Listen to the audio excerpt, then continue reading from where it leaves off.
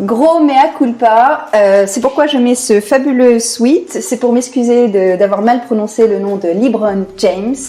Et oui, je sais que c'est pas le bon t-shirt et que ça représente plutôt Jordan Michael. Alors ce que je veux vous dire déjà pour commencer, c'est que dans cette vidéo, je ne m'adresse pas du tout, vous l'avez vu au titre, aux personnes qui veulent investir dans les NFT.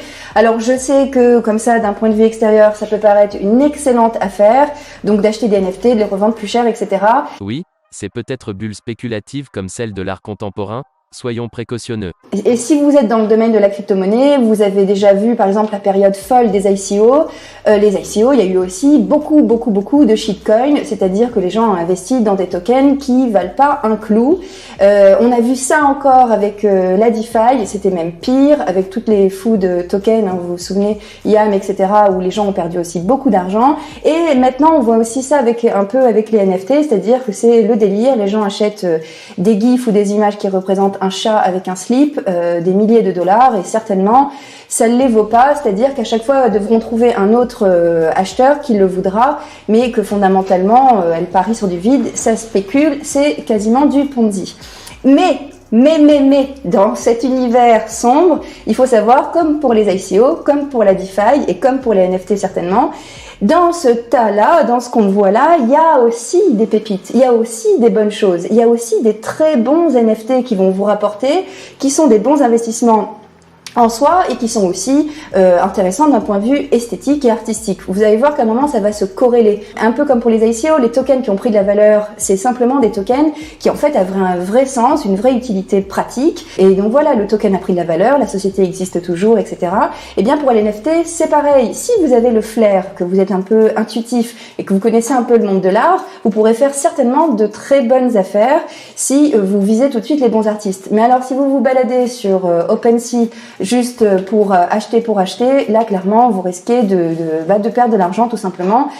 Voilà, je peux tout simplement pas me permettre de vous dire de foncer, même s'il y a des opportunités, ça c'est sûr. Et voilà, il y a aussi des questions d'éthique qui rentrent en jeu. Je veux dire, acheter 500 000 € une vidéo d'un chat qui crache un arc-en-ciel avec son cul, alors qu'on est dans un monde un peu catastrophique. Je veux dire, il y a encore des enfants qui crèvent de faim, etc. Il y a encore des gens qui ont des jobs affreux et qui sont sous-payés. Et de faire un tel investissement, je sais pas, je sais juste qu'on a des seuils de tolérance. Moi, le mien, il est atteint. Je veux bien investir dans des tokens, dans des bitcoins, etc. D'ailleurs, à ce propos, je sais aussi qu'il y a des gens qui se disent qu'on est complètement fou d'investir dans le bitcoin, que c'est la même chose que d'investir dans les NFT. Mais nous, au moins, on peut répondre et rester un tout petit peu cartésien en disant qu'on investit dans une technologie qu'on utilise tous les jours. Vous avez bien vu tout ce qu'a permis de faire le bitcoin et les crypto-monnaies, la blockchain en général. Et puis, voilà, tous les jours, on paye des services, etc. Il y a une utilité. Donc voilà, ça c'est dit, j'avais quand même envie de vous le dire. Et maintenant, on va passer aux choses sérieuses, si vous le voulez bien. Et donc, je m'adresse à vous, chers amis artistes, créateurs de tout type d'art, plutôt numérique pour le coup. Si vous galérez un peu, pour le dire entre guillemets, à rémunérer votre travail, c'est l'aubaine du siècle. C'est-à-dire que là, tout simplement, de la même manière que les artistes classiques, les peintres, les sculpteurs, qu'importe, avaient leur infrastructure, enfin ont toujours leur infrastructure, que ce soit les musées, les galeries d'art, etc. Et bien maintenant, les artistes numériques, en fait, ont aussi leur écosystème et il s'avère qu'il s'est déployé sur la blockchain. Et c'est pourquoi on parle des NFT, etc. Mais pardonnez-moi si je suis enthousiaste.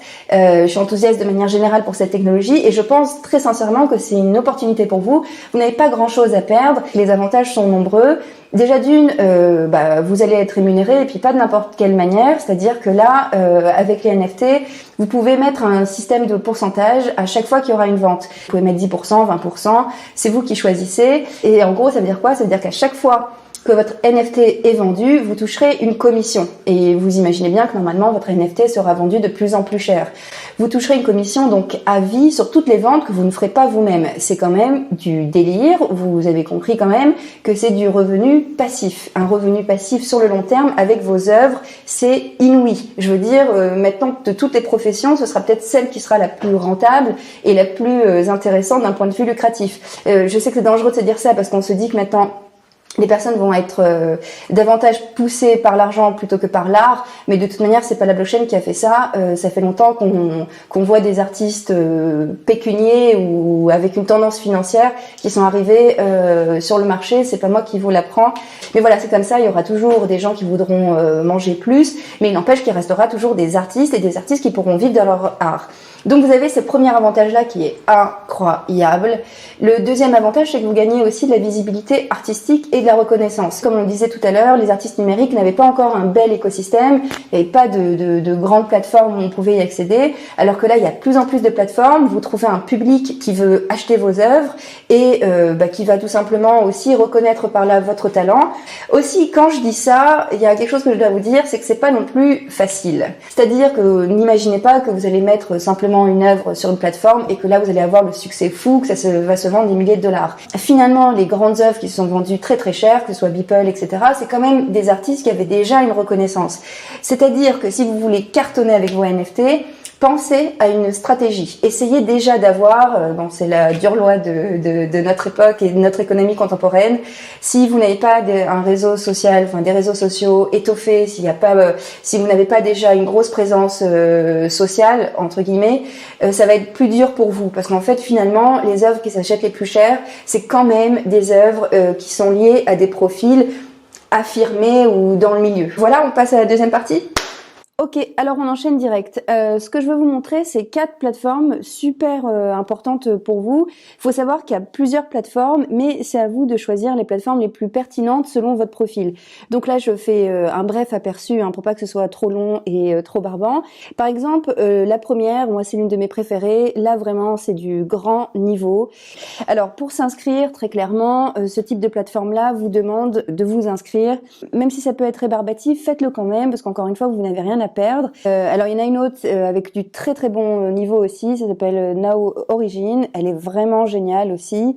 Pareil, il faut s'inscrire, il faut candidater. L'autre plateforme qui est intéressante, c'est Nifty Gateway. Elle gagne en popularité parce qu'en fait, les personnes peuvent acheter directement par carte bancaire, donc sans passer par des cryptos. Elle fait un tabac en ce moment. Bon, les fondateurs sont assez connus en plus. En fait, c'est les fameux jumeaux qui ont été en conflit avec Zuckerberg sur l'affaire Facebook. Donc voilà.